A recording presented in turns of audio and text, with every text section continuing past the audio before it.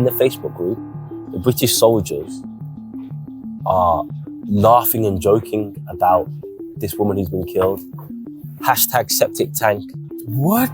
The British soldier that did it goes in front of the hotel where it happened, takes a picture, selfie, and goes, "If you know, you know." Yeah? So there's a meme of the baby banging on a gravestone. Obviously, Agnes left behind a 6-month-old baby. Oh, no. They're posting these memes. No remorse. They're all joking about it. What? They're laughing about it. Yeah? What? Yeah. I would like to briefly, in 5 minutes or so, Yeah. because I went to Nanyuki. Oh, Nanyuki, yes. Yeah, I'm doing a documentary on BATUK. I'd just like to very briefly, just talk about what I saw there, because it shocked me Okay. in many, many ways. So obviously, we went there initially because of the Agnes Wanjiru case. You know Agnes Wanjiru? The lady who was killed by a British soldier? Yes. And there are many of them. Yes, I know, exactly. Yeah. So the story of Agnes Wanjiru, I'll say quickly, is she was a young lady from a very poor informal settlement in Nanyuki. And much like the people from all the informal settlements, which I saw in my own eyes, every now and again, she would supplement her income by sex work, let me just call it that, yeah, with the British soldiers. Like many people, and I don't want to judge her for that. You know, she had a small child who I met, by the way, when I was there. The child is now like 13 or 14. Okay. The child was like 5-6 months at the time. So anyway, she goes back to a hotel with a British soldier, with one British soldier. We don't know what happened in that room. We can only speculate, but the speculation is that these British soldiers, when they're around each other, they egg each other on, and this kind of toxic, macho, misogyny just reaches all sorts of highs. So while she goes back with one British soldier, she does what she does with him. Another British soldier comes out and goes, "Now it's my turn." Apparently there was resistance. He stabs her. There's obviously a scuffle, so it means there's screams in the hotel. He takes her body, dumps it in a septic tank. Yeah. The septic tank is locked. It's opened. Who has access to the keys in a hotel? Hotel staff. So one thing that really bothered me is when you go there and you investigate, is the local collaboration. Yeah. The screams that are heard, you ignore, because these British soldiers are regular supply of good business for your hotel, and you put that over the safety and the welfare of your local people. Yeah? Yeah. Number one. Number two is that you help this British soldier dispose of this body in the tank. And it's in the tank, and it's there for a long time. Yeah? The only reason it was revealed what happened is allegedly, and of course we don't know, so I say the phrase allegedly, the British soldier that initially took her home for consensual whatever wasn't down with what happened to her afterwards. When he finished his tour of the British Army, he was haunted by what had happened. Okay. So he went to a British newspaper and did like a whistleblowing, you know, where you speak anonymously, and he explained, The British newspaper, of course, they have to corroborate the evidence, yeah? They can't take one British soldier, because he could be lying, and then you publish the thing without no evidence, and then you have to pay damages to the people involved. So he goes, "Look, I can prove what's happened. There's a Facebook group. I'm going to show you the messages of the Facebook group. In the Facebook group, the British soldiers are laughing and joking about this woman who's been killed. Hashtag septic tank." What? The British soldier that did it goes in front of the hotel where it happened, takes a picture, selfie, and goes, "If you know, you know." Yeah? Then they post, you know, you ever watched, is it called Family Guy or Family Man or something like that? The American cartoon. A Family Guy. It's a Family Guy, yeah? There's a baby on, I've never watched it, there's a baby on there. Stewie. Yeah. So there's a meme of the baby banging on a gravestone. Obviously, Agnes left behind a 6-month-old baby. Oh, no. They're posting these memes. No remorse. They're all joking about it. What? They're laughing about it. Yeah. What? Yeah. So he shows them this. He shows them this. They show, okay, there's obviously something to this. Everything that he said is true. They inform the Kenyan authorities. The Kenyan authorities go. They open up the septic tank. They find Agnes Wanjiru. Yeah. And then they do an autopsy. They find out she was alive when she was put in the septic tank. Okay. Yeah. The person who's been accused of a crime, charged, the Kenyan government have asked for his extradition. To be fair, in our last... No, I said they won't extradite him, so they still haven't extradited him. Okay. But we got to give the Kenyan government credit for at least putting the extradition... For putting it out. Yeah, we have to be fair. So they've put in an extradition request. The guy that did it was a medic in the British Army. A medic. So he'd have known that she was still alive and still put in a septic tank. Yeah. He then went on, after he left Kenya, to do a tour of Afghanistan. So who knows what he did to some poor Afghan woman. Yeah. He has a history of violence. I think he's allegedly beaten up his girlfriend or wife a few times. Yeah. And shown no remorse. Like I've said, he's joked about it in these groups. What's the name of this officer? I'd rather not say, but you can find it on the newspaper and we can. Okay. Because in the UK, there's always a suing culture. Yeah? Yeah. And even if they don't sue you, they put you in court, waste all your money, and then nothing happens. But yeah, I'll send you the articles, and you can, if you decide to put it up, that's on you. I'm here. Here. They're in Britain. Anyway. Yeah. So anyway, but it's crazy. But you know, I'm sure when you did the story, you heard the reports of the mini rapings going on. Of course. There. And so that's what I was going to say. Yeah. The only reason we know about this Yeah. is because a British soldier who was somewhat involved, had a conscience, went to a British newspaper. How many situations where there's British soldiers with no conscience, who don't go to a newspaper? How many? And so that was the point. When I went to BATUK, it wasn't about just Agnes. It was about their presence there in its entirety. So firstly, the surrounding areas around BATUK, there's all these mixed race kids. Okay. Yeah. We're British soldiers. Yeah. True. We interviewed one woman.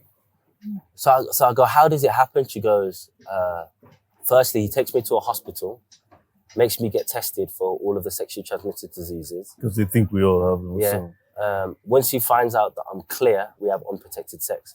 So it's not like they don't know. It's not like a drunken night of madness. Yeah. They know you're having unprotected sex with these women. You know what can happen. And then they're just completely abandoning these children. Yeah. The children obviously entitled to British citizenship. Obviously they're entitled to,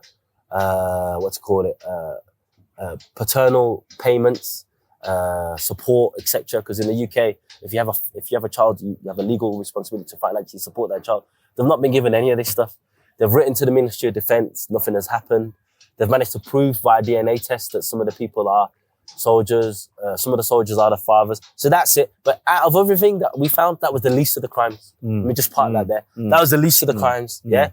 There's Kenyan soldiers that go to towns and have babies and abandon them. So it's a bad crime, but out of all of the crimes, it's the least of the crime. Of course, with British soldiers, there's a power dynamic, there's a racial dynamic.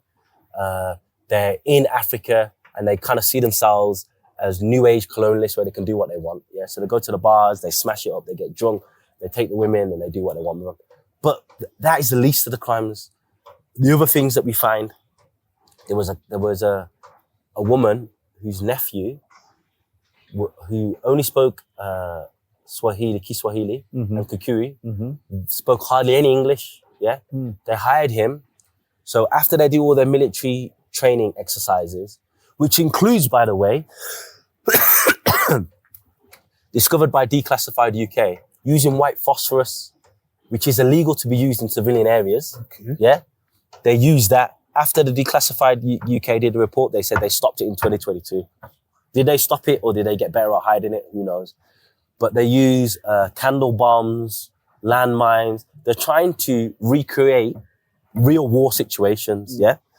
So after they put out all these bombs, they move around with equipment as if they're coming from the year 3000, you know, the masks, the gloves, yeah? Yeah. The local Kenyans, they say, go clear up that stuff for us and put it in this bin. They don't even tell them, this is hazardous stuff that you're dealing with. And even if they do tell them, from what we heard from the local community is they just tell them once in English, no translator, no local interpreter, nothing, yeah? So they get this boy who comes from a very humble background, wasn't that well educated, doesn't really speak English. They tell him to clear this area and put it in a bin. Don't really give him a real understanding of what he's cleaning up. He picks up what he thinks is a big candle. He lives in an informal settlement. He lives in a shack, yeah? He thinks this will be great for my house. He goes home, takes the candle home, lights it. He gets exploded onto the ceiling. Damn. Yeah?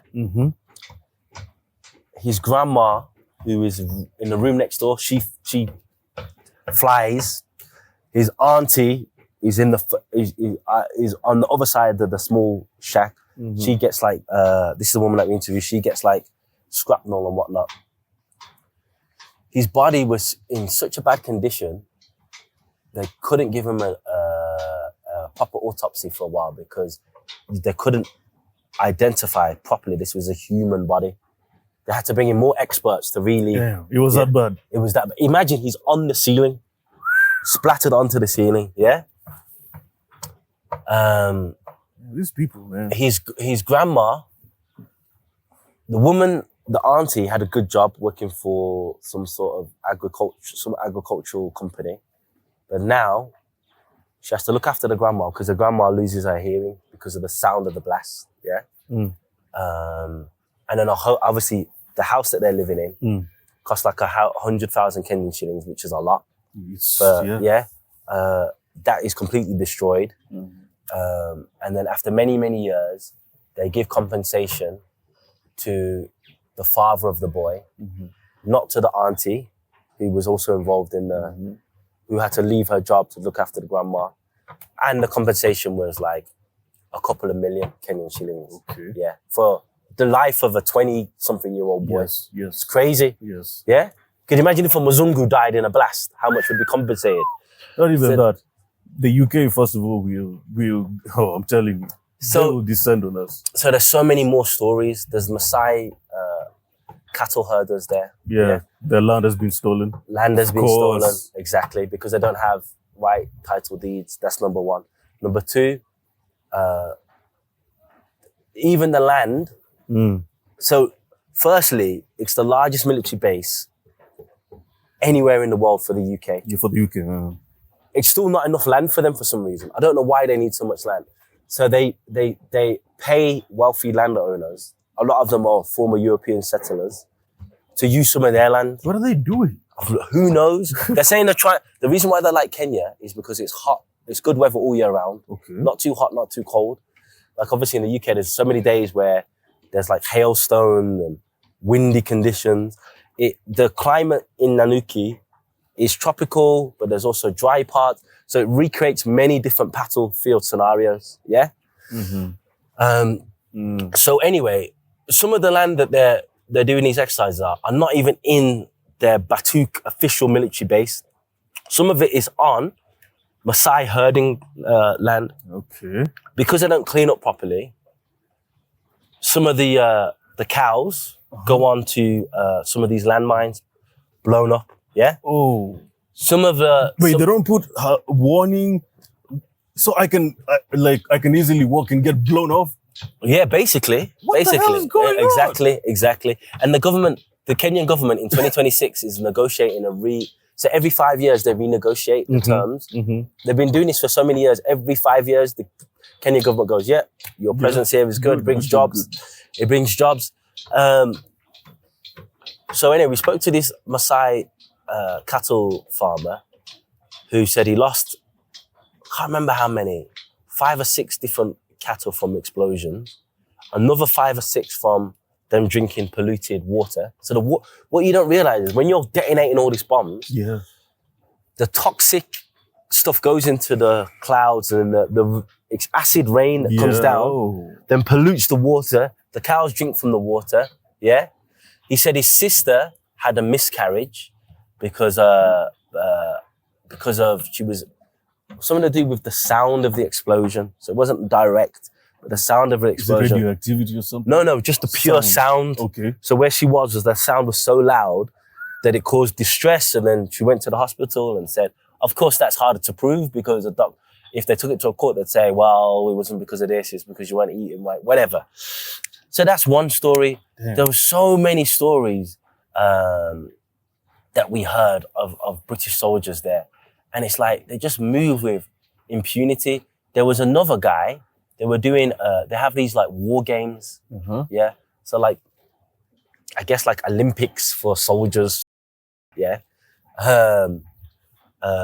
So they had one of these Kenyan workers working out in the field, preparing the perimeters for the war games. Yeah. Obviously, this is right next to Savo East. Not Savo East. Right next to Old Pajeta. Old Pajeta. Yeah, Old Pajeta. Yeah. I've been there. So there's every now and again there's like animals. A lion mauled this Kenyan worker. Yeah. Damn near to death. I guess to their credit, the British soldiers came out, shot in the sky. Yeah, the lions went. The lion went, yeah. They put the soldier in a tent and left him there for 18 hours. And his argument was, he kept on saying, please take me to the hospital, please take me to the hospital. They didn't want to interrupt the games that they were going on. Yeah. So they take him to the hospital the next day. A Kenyan soldier. He's not a Kenyan soldier, he's a Kenyan worker. Okay, Kenyan there's a bunch of workers that they hire and give them like 20,000 Kenyan shillings, very little, to clear up this and do this and do like manual jobs. And their argument is, well, it's in line with the local economy. They don't want to create a disparity of wages. It's just justification for paying people peanuts. Yeah. So anyway, this Kenyan worker was left for 15 hours. Yeah. And then the next day they took him to the hospital, but he got patched up and no real aftercare treatment. So he still walks with a limp. He did an interview with Declassified UK, which I can share with you. And this is just time and time again, the horrific stories that we hear. And what happened is, I was moving around, speaking to everyone, speaking to this family, that family, moving around. Every single house that I went to was always like a shack, a metal shack, every house. And I thought... Iron sheets, huh? Yeah, iron sheet, yeah. I was like, they know this. The Ministry of Defence. They know this. They know that these people have no power, yeah. Kenya is a very class-driven society, so when they go to their government, they look at where they live in, they don't take them seriously. And the government isn't going to put the interest of a poor person in a slum over the interest of this multi-million-dollar deal that they renew every year, which brings a lot to the local community. So when you go there, right next to the British base, there's a fancy art cafe, there's a KFC, there's a mall. Do you know what I'm saying? Yeah. So, and then further away, it's just, there's nothing. Yeah. So the whole economy seems to be to serve this military base. Right next to it, there's like a Masai Mara market where they're selling all these souvenirs to the British soldiers, Union Jacks, all this weird stuff. So it's a mess, huh? It's a mess, man. It's a mess. We need to talk about it. You just need to dedicate a whole episode to it. Definitely. But it's man. Definitely. I mean, I always say the British are always. They've never left. Yeah. They've never left. Yeah.